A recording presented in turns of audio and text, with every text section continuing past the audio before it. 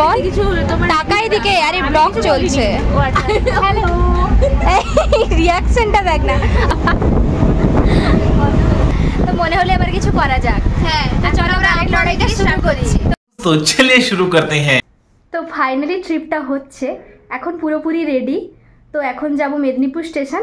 তো বাকি ব্লগটা দেখলেই আপনারা জানতে পারবেন কোথায় যাচ্ছি। তো চলুন দেখা যাক।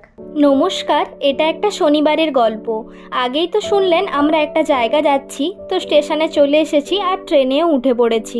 এবার সবাই বেশ মজা করতে করতে আর সঙ্গে চায়ের আড্ডা দিতে দিতে চললাম হাওড়া।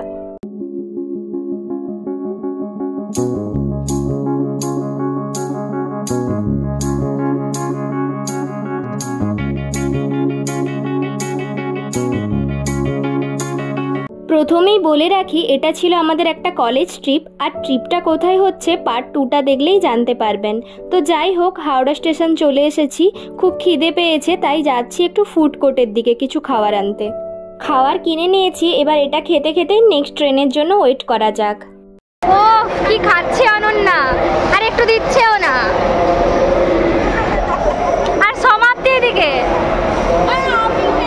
সৃজিতা এদিকে। দেখতেই তো পাচ্ছেন, এখন থেকেই আমাদের মজা বেশ শুরু হয়ে গেছে, আর মজা চলবেও। তবে আমাদের স্টেশনে ট্রেন দিয়ে দিয়েছে, ওই ট্রেনের দিকেই যাচ্ছি এখন সকলে।